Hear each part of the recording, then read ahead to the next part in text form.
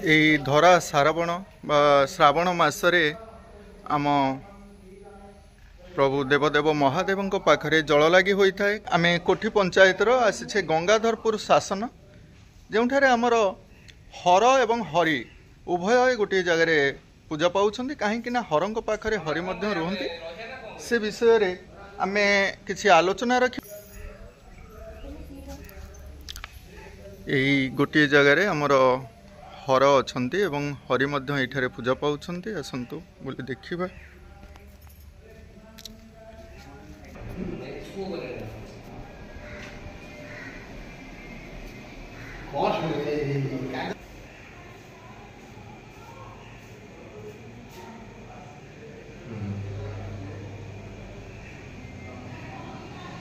सेहीपरी रूपरेख जे गोटे पीठरे आम हरहरी विषय जानीचे। आज शासन आसीचे आमे किछि आलोचना रखिबा। तत्सहित भक्त श्रद्धालु माने अच्छा से किसी अंश आम कथा हाँ। जे हूँ श्रावण मासर प्रथम सोमवार श्रद्धालु मान द्वारा जलाभिषेक सकाळु हो सारा सकाळु जलाभिषेक हो सारी प्रभु शिव अति सुंदर और मनोरम भरा ये दृश्य। बाहर पार्श्व हनुमान अच्छा। आपन टिके परिचय टिके रखंतु। प्रमोद कुमार आचार्य मंदिर बोर्ड प्रेसिडेंट परिचालना कमिटी रो प्रेसिडेंट अच्छा। अच्छा ये मंदिर विषय हम टिके जानबाकू चाहूँ। सनराजा थिले आपण प्रतिष्ठा करथिले। सनराजा कण सनराजा जत बेले याकू प्रतिष्ठा कले से समय यही अंचल तो ब्राह्मण माने नथिले आज्ञा। उत्तर आम जो आमर जो वंश वंशानुक्रमिक हिसाब से उत्तर प्रदेश उत्तर प्रदेश अच्छा जाने गोटे ब्राह्मण गोटे स्थापना कर सागे से ब्राह्मण को स्वप्नादेश है जेहेतु आम थे पुरी से स्वप्नादेश कले से स्वप्न से आनी ना स्वप्नेश्वर महादेव कर से माने स्वप्न रे दर्शन देइथिले प्रभु जे एई जगह मते आसे नियो तापरे आनिकरी आपण ए गोटे धाम रे रखी पूजा करछन्ती।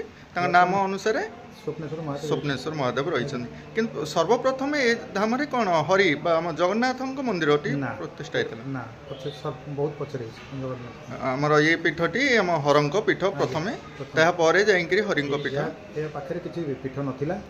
पारादीप गढ़ आरंभ कर कुजंग पंचायत भितर अंचल भितर नथिला। शैव पीठ नथिला ना एटा सर्वपुरातन एवं सर्वप्रथम पीठ जे सनराजा समय रे से जगह स्थापन 5 घर ब्राह्मण को नहीं प्रतिष्ठा करा जायतिला। कालक्रमे वर्तमान स्थिति अछंती आचार्य पतिवंश षडंग वंश मिश्र वंश एमाने ही तार उत्तराधिकारी होती।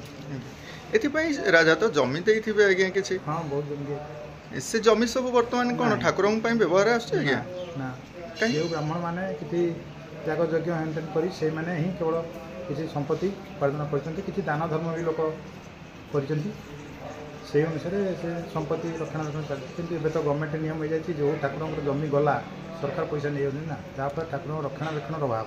अच्छा सरकार तरफ रु व्यवस्था हैला परे यार उन्नतिकरण मध्यम किछि हे करू नै किछि पाइनो सरकार ठाकुरंकर महिमा जदि एबे हेइने आगो को किछि होबार थिबो आज्ञा हाँ आज्ञा। श्रावण मासरे जलाभिषेक करा जाए ए पीठ कोन आसंदी जलाभिषेक बहुत लोक आसे गलेनी प्राय प्राय 1000 संख्या लोक आसे सकाळ सकाळ जाइछन्ती। आज सकाळ सब आस्ते आज्ञा जलाभिषेक करके जाइछन। ग्राम नाम एटा गंगाधरपुर शासन। गंगाधरपुर शासन ए शासन अंचल रे हमर जगन्नाथଙ୍କ मंदिर एवं शिवଙ୍କ मंदिर मध्यम गोटे जगह रे रहिछन। हाँ आज्ञा बहुत बहुत धन्यवाद। स्वप्नेश्वर मंदिर को आम आज आसी प्रथम सोमवार जो जलाभिषेक कार्यक्रम थिला ताहा सकाळु सरी तथापि आम जने भक्त को पाई आसत भक्तों सह विषय कथा हेबा। आपण घर ए गाँव रे कोठी रे आपण कोठी ए पाखापाखी आम शैवपीठ कौच पाखापाखी अच्छी ना ये गोटे धाम गोटे पूर्व थिला पाखापाखि नथिला पारादीप अंचल नहीं कौटी नथिला केवल पारेश्वर से समय रे तो राजा सनराजा समय रे हमर ये जो प्रस्तुति पारेश्वर ता पूर्व थिला सर्व पुरातन शैवपीठ कहला पारादीपर पारेश्वर को बुझ तापरे ए जगह रे स्थापन करा हितले। ଯେ ଷଣ୍ଢ ରାଜାଙ୍କ ଦ୍ୱାରା ନାଇଁ ଷଣ୍ଢ ରାଜାଙ୍କ ଦ୍ୱାରା ନୁହଁ। ଏଇଟା ହଉଛି ବ୍ରାହ୍ମଣ ଆମର ଏଠି ଯୋଉ ଷଣ୍ଢ ରାଜାଙ୍କ ପୁରୋହିତ ଯିଏ ଥିଲେ ନାରାୟଣ ଆଚାର୍ଯ୍ୟ ତାଙ୍କୁ ରାଜା ଆଣି ରଖିଥିଲେ ସେ ଜାଗା ସେପଟେ ଗୋଟେ ଜାଗା ସେ ତାଙ୍କୁ ବିକିଦେଲେ କୋଠିରେ ଜାଗା ଦେଇଥିଲେ ଯେହେତୁ ରାଜ ପୁରୋହିତ ରଖିଥିଲେ ସିଏ ଏଠି ରହିବା ଦ୍ୱାରା ତାଙ୍କୁ ସ୍ୱପ୍ନେଶ୍ୱର ହେଲେ ଯେ ମୁଁ ଭୁବନେଶ୍ୱର ଏକାମ୍ର କାନନରେ ଅଛି ମୋତେ ଆସି ନିଏ। ସେ ଯେହେତୁ ଶିବଙ୍କର ବଡ଼ ଭକ୍ତ ଥିଲା ସ୍ୱପ୍ନାଘାତ ସେ ନିଜେ ଚାଲିକି ଯାଇକି ପାଦରେ ଠାକୁରଙ୍କୁ ମୁଣ୍ଡେଇକି ନିଜେ ହିଁ ସେ ଆଣିଲା ପରେ ଏଇ ନଈ ନାଳ ପଟ ଦେଇ ଆସେ ସେ ଏଇପଟେ ଆସିଲା ପରେ ଏଇ ଜାଗାରେ ଠାକୁର ଆଉ ଆଗକୁ ତା ଗୋଡ଼ ପଡ଼ିଲା ନାହିଁ ଯେ ଠାକୁର ଏଇଠି ବସେଇଲେ ଯେ ରାତିରେ ସ୍ୱପ୍ନାଘାତ ହେଲା ଏଇ ଜାଗାରେ ରହିବେ ସେ ତାଙ୍କ ନିଜ ଜାଗା ଠାକୁରଙ୍କ ସ୍ଥାପନା କଲା। ସେଇ ଦିନଠାରୁ ତାଙ୍କ ନାମ ଅନୁସାରେ ସ୍ୱପ୍ନ ଦେଖି ଆଣିଥିବାରୁ ସ୍ୱପ୍ନେଶ୍ୱର ମହାଦେବ ହେଇଥିଲା ସ୍ୱପ୍ନେଶ୍ୱର ମହାଦେବ ସିଏ ଆଣି ଏଠି ନିଜ ଜାଗାରେ ନିଜ ଦାଦା ଦେଇ ଜାଗା ତାକୁ ନିଜକୁ ପୁରୋହିତ ହିସାବରେ ନିଜ ଜାଗାରେ ସେ ସ୍ଥାପନା କଲେ। ଆନନ୍ଦ ବଜାର ଆମର ପୂଜା ହୁଏ କିନ୍ତୁ କର୍ମଣିଆ ମାନେ ଆସି ପୂଜା କରନ୍ତି ଯାହାର ଗୋଟେ ମାନସିକ କିଛି ଥିବ ସେମାନେ ମାନସିକ ପୂର୍ଣ୍ଣ କରି ପୂଜା କରିକି ମାନେ ପ୍ରସାଦ ସେବନ କରି ଯାଆନ୍ତି ଆଉ ଏଇଟା କହିପାରିବେନି। ନାଇଁ ମନ୍ଦିର ପ୍ରାଙ୍ଗଣରେ ଏସବୁ ରହିବା ଦରକାର ଆଜ୍ଞା ଏସବୁ ରହିଲେ ପୂଜା ପଦ୍ଧତି ହେବା ଦରକାର। ଇଏ ହେଉଛି ଆମ ରୋଷଶାଳା ଶ୍ରଦ୍ଧାଳୁ ଭକ୍ତମାନଙ୍କ ପାଇଁ ଏସବୁର ସୁନ୍ଦର ବ୍ୟବସ୍ଥା ମଧ୍ୟ ରହିଛି ଯେ ଏ ଆଖପାଖ ଅଞ୍ଚଳର କିଛି ଦଳିତ ପରିବାର ଅଛନ୍ତି ସେମାନେ ଏ ମନ୍ଦିରକୁ ଆସିପାରୁନାହାନ୍ତି। ଏ ବିଷୟରେ କିଛିଟା ଆମକୁ ରଖିଥିଲେ ଯାହା ଆମର ପରମ୍ପରା ଥିଲା ଏ ତାଙ୍କରି ମନ୍ଦିର ପର୍ସନାଲ ମନ୍ଦିର ବୋଲି କିଛି ଅଂଶରେ ଲୋକମାନେ ମତ ଦିଅନ୍ତି। ସେ ଯାହା ବି ହେଉ ଆପଣମାନଙ୍କ ସହ ଆମେ ଟିକେ ଏ ବିଷୟରେ ଆଲୋଚନା ରଖିବାକୁ ଚାହୁଁଛୁ ଆଜ୍ଞା ଟିକେ କହିବେ। ଆଚ୍ଛା ନା ଆମେ ଯେଉଁ ଏଇଠି ଯାହା ଜାଣିଲୁ ମନ୍ଦିର ପ୍ରବେଶରେ କିଛି ବାଧା ରହୁଛି କିଛି ଦଳିତ ପରିବାର ମାନଙ୍କର ଏ ବିଷୟରେ କ'ଣ ଟିକେ କହୁନାହାନ୍ତି ଆପଣ କୁହନ୍ତୁ ଏଇଟା ଯେହେତୁ ଗୋଟେ ପର୍ସନାଲ ହିସାବରେ ବ୍ରାହ୍ମଣ ଯେତେବେଳେ ସ୍ଥାପନା କଲେ ତାଙ୍କର ପୂଜା ହୋମ ଯେଉଁ ଅଭିଷେକ ସବୁ ମନ୍ଦିରରେ ସବୁ ଲୋକଙ୍କର କରିବା ପାଇଁ କଲେ ନିଜେ ସ୍ଥାପନା ସ୍ୱପ୍ନାଘାତ ନିଜ ଜାଗା ଦେଲେ ତାପରେ ଅନ୍ୟ ବ୍ରାହ୍ମଣମାନେ ସାମିଲ ହେଇକି ଯେହେତୁ ଏଠି ଅଭିଷେକ ହେଲେ ସେ ତାଙ୍କ ନିଜ ଜମି ମାନେ କିଏ ଗୁଣ୍ଠେଇ କିଏ 10 ଗୁଣ୍ଠୁ ଏମିତି ତାଙ୍କ ହିସାବରେ ଦାନ କଲେ ତ ବ୍ରାହ୍ମଣମାନେ ସହିତ ଦାନ କରି କମିଟି ମେମ୍ବର ହେଇଗଲେ ସେମାନେ ସବୁ ତାର ଦାନ କରିବା ପରେ ସେମାନେ ନିଷ୍ଠା କଲେ ଯେହେତୁ ଆଗରୁ ଥିଲା ଦଳିତ ଓ ଠାକୁର ଛୁଆଁ ଯେଉଁ ମାରା ହେଲେ ମାର୍ଜନା କରିବାକୁ ପଡ଼ିବ ସେଥିପାଇଁ ତାଙ୍କୁ କୁହେ ତମେ ଆସ ମନ୍ଦିର ଆସିବ କିନ୍ତୁ ମନ୍ଦିର ବାହାରେ ଠାକୁରଙ୍କୁ ଛୁଇଁବନି ଯେମିତି ଆମେ ବ୍ରାହ୍ମଣ ଜଣେ ପୂଜା କରୁଛେ ଆମେ ବି ବ୍ରାହ୍ମଣ ହେଲେ ଠାକୁରଙ୍କୁ ଆମେ ଛୁଇଁବୁ ଯେହେତୁ ଆମେ ପଇତା ଠିକ୍ ନାହିଁ ସେଥିପାଇଁ ଆମେ ବାହାରେ ଭୋଗ ଦେଇପାରିବୁ କିନ୍ତୁ ଠାକୁରଙ୍କୁ ମୂର୍ତ୍ତି ଛୁଇଁ ପାରିବୁନୁ କିନ୍ତୁ ଯିଏ ପୂଜା କରୁଛି ସେଇ ହିଁ ଛୁଇଁବ। ଏବେ ଜଗନ୍ନାଥ ମନ୍ଦିରକୁ ଗଲେ ସମସ୍ତେ ବାହାରେ ଜଗନ୍ନାଥକୁ ଦର୍ଶନ କରୁଛନ୍ତି କିଏ କ'ଣ ଜଗନ୍ନାଥ ଭିତରେ ଜଗନ୍ନାଥକୁ ଛୁଉଁଛନ୍ତି କି? ନାଇଁ ଆଜ୍ଞା ଶୁଣନ୍ତି କି ଯେହେତୁ ଭଗବାନ ହେଉଛନ୍ତି ଭକ୍ତ ବତ୍ସଳ ତ ତାଙ୍କର ମନ୍ତ୍ରପାଠ ଦ୍ୱାରା ସେ ଭକ୍ତମାନଙ୍କର ମନୋବାଞ୍ଛାଟାକୁ ଭଗବାନଙ୍କୁ ଜଣେଇଥାନ୍ତି ତ ସେ ହେଉଛି ମାଧ୍ୟମ ପ୍ରତ୍ୟେକ ଜାଗାରେ ସେଇ ହିଁ ମାଧ୍ୟମ ଯେହେତୁ ଗୋଟେ ବ୍ରାହ୍ମଣ ଗାୟତ୍ରୀ ମନ୍ତ୍ର ଜପେ ତା ଶରୀରକୁ ଶୁଦ୍ଧ କରେ ପଇତା ସେ ଯେହେତୁ ମନ୍ତ୍ରପାଠ ଦ୍ୱାରା ସେ ପଇତା ନେଇଛି ସେଥିପାଇଁ ବ୍ରାହ୍ମଣ ଭଗବାନଙ୍କୁ ଛୁଇଁଲେ ଭଗବାନ ରହନ୍ତି ସେ ଯେଉଁ ମୂର୍ତ୍ତି ଦେହରେ ରହନ୍ତି ପରମ୍ପରା କୁହାଯାଏ। ସେଥିପାଇଁ ଅନ୍ୟ କୌଣସି ଆମେ ଖଣ୍ଡାୟତ ହେଲେ କି ଅନ୍ୟ ଜାତି ହେଲେ ସିଏ ବି ଯାଇ ମୂର୍ତ୍ତି ଛୁଉଁନାହାନ୍ତି କିନ୍ତୁ ମନ୍ଦିର ଭିତରକୁ ଯାଉଛନ୍ତି କିନ୍ତୁ ଯେଉଁ ଆମର ସିଭିଲ କାଷ୍ଟ କହୁଛନ୍ତି ସେ ଆସୁଛନ୍ତି ସିଏ ମନ୍ଦିରର ବାରଣ୍ଡାରେ ଆସି ଠିଆ ହେଉଛନ୍ତି କିନ୍ତୁ ମନ୍ଦିର ଭିତରକୁ ଯାଉନାହାନ୍ତି। ଯଦି ଅନ୍ୟ ଜାତି 4 ହାତ ସେ ମୂର୍ତ୍ତିଠୁ ଦୂରରେ ରହୁଛନ୍ତି ସିଏ 6 ହାତରେ ରହୁଛନ୍ତି କିନ୍ତୁ ତାଙ୍କୁ ଆଲାଉ ଅଛି ମନ୍ଦିର ବନ୍ଦ କରାହେଇଛି ତ ସେମାନେ ଆସନ୍ତି ବାହାରେ ଠିଆନ୍ତି ଭୋଗ ଦିଅନ୍ତି ତାଙ୍କ ଭୋଗ ନେଇ ଭିତରେ ପୂଜା କରି ତାଙ୍କୁ ଦିଆଯାଏ ସେମିତି ତାଙ୍କୁ ବାରଣ ନାହିଁ ଯେ ତମ ମନ୍ଦିର ଜାଗାକୁ ଆସିବନି ଇଏ କରିବନି ସେସବୁ ନାହିଁ। ବ୍ରାହ୍ମଣ ଅଭିଷେକ କରିବା ପାଇଁ ସେଥିପାଇଁ ସେମାନେ ନିଜ ଜମି ଦେଇକି ନିଜେ କରିଛନ୍ତି ନିଜସ୍ୱ ହିସାବରେ ମନ୍ଦିରଟି ରହିଛି କି ରାଜାଙ୍କର ଏଥିରେ ଅବଦାନ କିଛି ନାହିଁ ନା ଏଟା ଯେହେତୁ ସମ୍ପୂର୍ଣ୍ଣ ଘରେ ନାଇଁ ଆଜ୍ଞା କେମିତି ରାଜାଙ୍କର ଅବଦାନ ନାହିଁ ଯେଉଁ ବ୍ରାହ୍ମଣଙ୍କୁ ଆଣିଥିଲେ ରାଜା ହିଁ ତ ଏଠାକୁ ଆଣିଥିଲେ ତାଙ୍କର ପୁରୋହିତ କରିବା ପାଇଁ ରାଜାଙ୍କର ପୁରୋହିତ କରିବା ରାଜାଙ୍କର ପୁରୋହିତ ରାଜା ଆଣିଥିଲେ ରାଜାଙ୍କର ପୁରୋହିତ କରିବା ପାଇଁ ସେ କୋଉଠୁ ଆସିଥିଲେ? ସିଏ ଆସିଥିଲେ ଆମର ପୁରୀରୁ ଆସିଥିଲେ ପୁରୀରେ ସେ ଝଙ୍କଡ଼ ପାଖରେ ଥିଲେ, ଝଙ୍କଡ଼ ପାଖରୁ ଷଣ୍ଢ ରାଜା ଆଣିଲେ। ଯେଉଁ ଝଙ୍କଡ଼ ରାଜା ଥିଲେ ତାଙ୍କଠୁ ମାଗିକି ପୁରୀ ଷଣ୍ଢ ରାଜା ଆଣିଲେ ଯେ ଆମକୁ ବ୍ରାହ୍ମଣ ଦିହର ଦିଅନ୍ତୁ। ଆମର ଯେ ନାରାୟଣ ଆଚାର୍ଯ୍ୟ ଯେଉଁ ବିକେ ଆଚାର୍ଯ୍ୟ ଥିଲା ସେତେବେଳେ ଆସିଥିଲେ, ତାଙ୍କ ପୁଅ ନାରାୟଣ ଆଚାର୍ଯ୍ୟ ଯେ ସିଏ ଠାକୁରକୁ ଆଣିଥିଲେ। କର୍ମକାଣ୍ଡ ଏସବୁ ନୀତିକାନ୍ତି ଦ୍ୱାରା ଆମେ ସବୁ ପଢ଼ିତ। ରହିବା, ଚାଷ କରିବା, ଜମି ଏସବୁ କିଛି ଦାନ ସେ କରିଥିଲେ। ଯେହେତୁ ଏବେ ବି ଆମର ନିଷ୍କର ଜମି ବି ଥିଲା, ଜମିର ଆମର ପାଉତି ଦେଉନଥିଲୁ, ଖଜଣା ଦେଉନଥିଲୁ ଥିଲା। ଏବେ ଜଷ୍ଟ 5 ବର୍ଷ ହେଲା ଆମେ ଲାଗୁ ହେଲା ରାଜାଙ୍କର ପୁରୋହିତ, ରାଜ ପୁରୋହିତ ହେଇଥିବାରୁ ରାଜ ପୁରୋହିତଙ୍କର ଠାକୁର ତାଙ୍କୁ ସ୍ୱପ୍ନାହତ ହେଲେ ସିଏ ଆଣି ରଖିବା ଦ୍ୱାରା ଅନ୍ୟ ବ୍ରାହ୍ମଣମାନେ ସାମିଲ ହେଇକି ତା ଦେହରେ ସବୁ ମେମ୍ବର ହେଇ ନିଜ ଜମି ଦେଇ ଆଉ ପ୍ଲସ୍ ସେମାନେ ଯେଉଁଠି ସୁଧି ଘର ଗଲେ ଅଭିଷେକ କଲେ ତାଙ୍କଠୁ ଟଙ୍କାଟା ଆସଣା ଯେଉଁ ପଇସା ଥିଲା ସେଇ ପଇସା ଆଣି ରଖିକି ସେଇ ପଇସାରେ କିଛି ଜମି ବି କିଣିଛନ୍ତି। କିନ୍ତୁ ୟା ଦେହରେ ରାଜାଙ୍କର ଅବଦାନ ନାହିଁ, ସରକାରର ବି ଏପର୍ଯ୍ୟନ୍ତ ଅବଦାନ ନାହିଁ। ଆମେ ଯାହା ଜାଣିଲେ ଯେଉଁ ବ୍ରାହ୍ମଣ ବନ୍ଧୁଟି ଆମର ଏଇଠି ରାଜାଙ୍କ ପୁରୋହିତ ଭାବରେ ଆସିଥିଲେ, ତାଙ୍କରି ସମୟରୁ ଏ ମନ୍ଦିରଟି ସ୍ୱପ୍ନାଦେଶ ଦ୍ୱାରା ଏ ମନ୍ଦିରଟି ପ୍ରତିଷ୍ଠା ଲାଭ ହେଇଛି।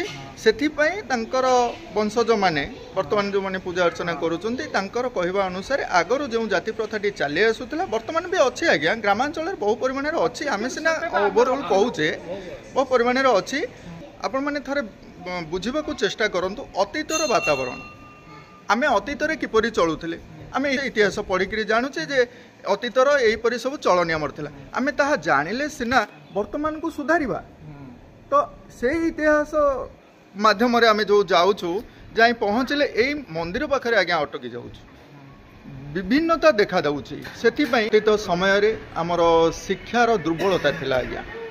ସେଇ ଶିକ୍ଷାର ଦୁର୍ବଳତାକୁ ଦେଖି ଆମ ଭିତରେ କୁସଂସ୍କାର ମାନ ସବୁ ଆସିଯାଇଥିଲା।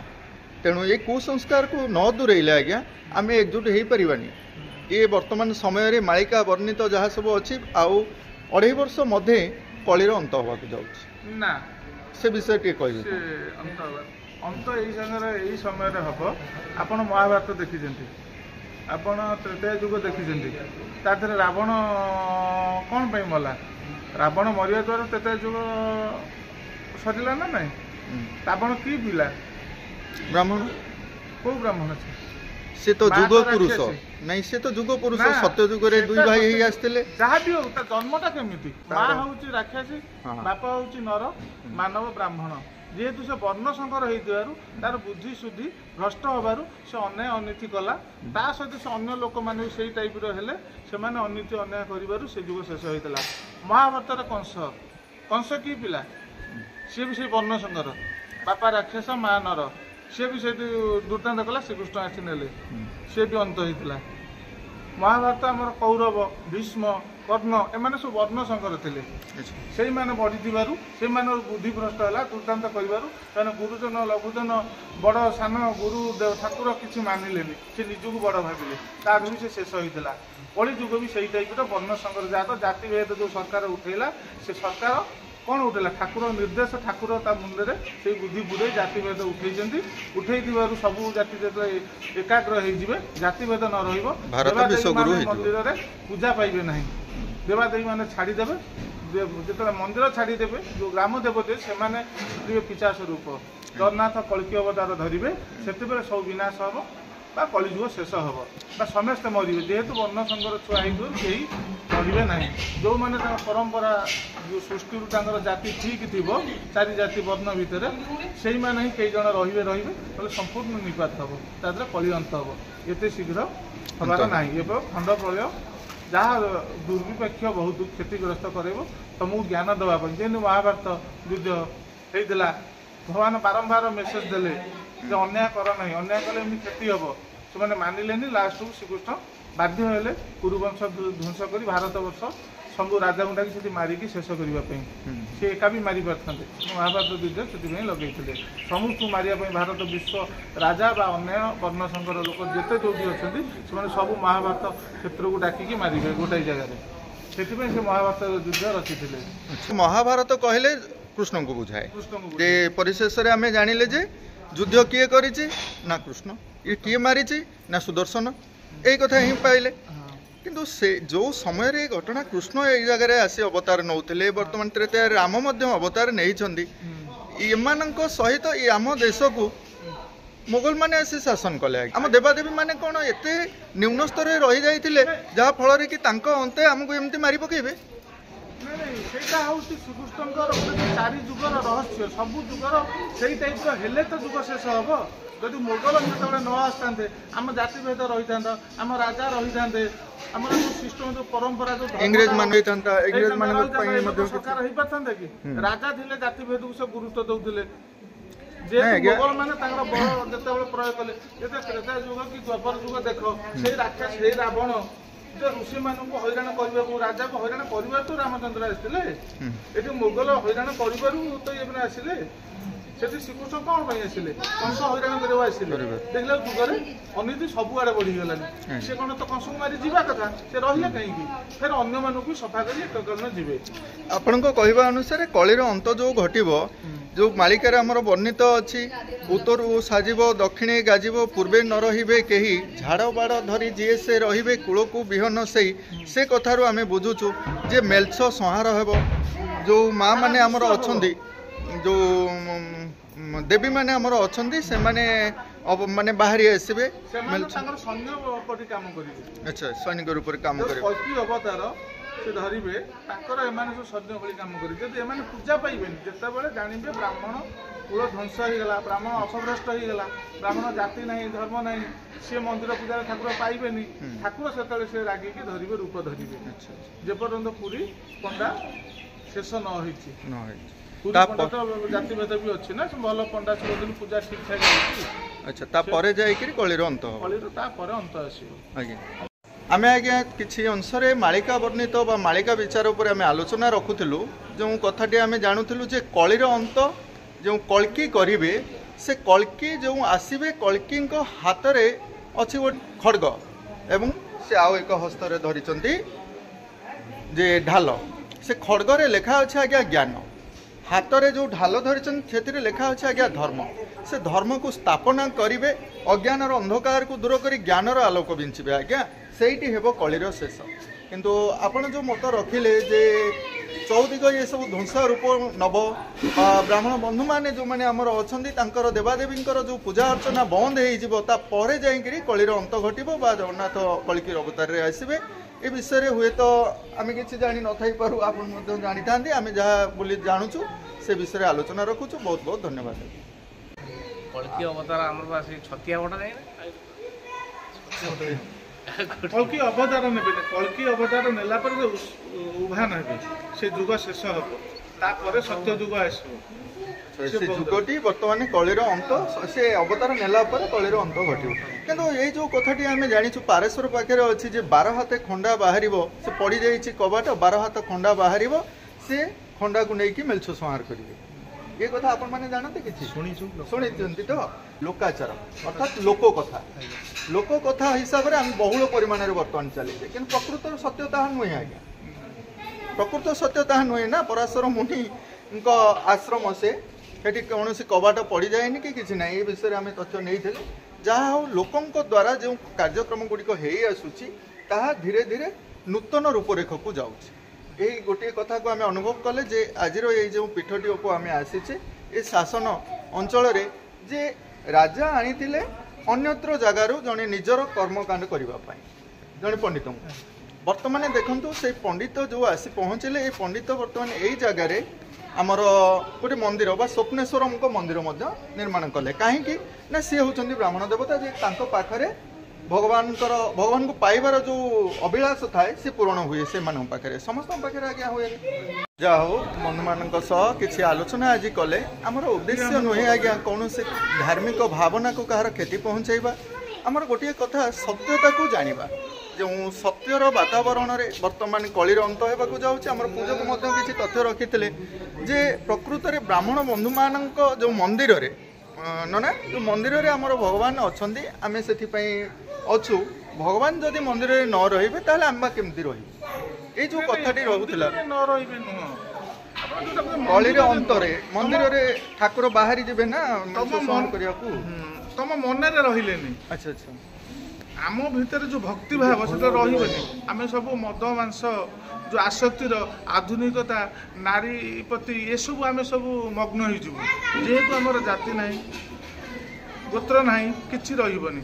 ସେଇ ଯେଉଁ ଗଲୁ ଠାକୁରଙ୍କୁ ଆମେ ଅବମାନନା କରିଦେଲୁ।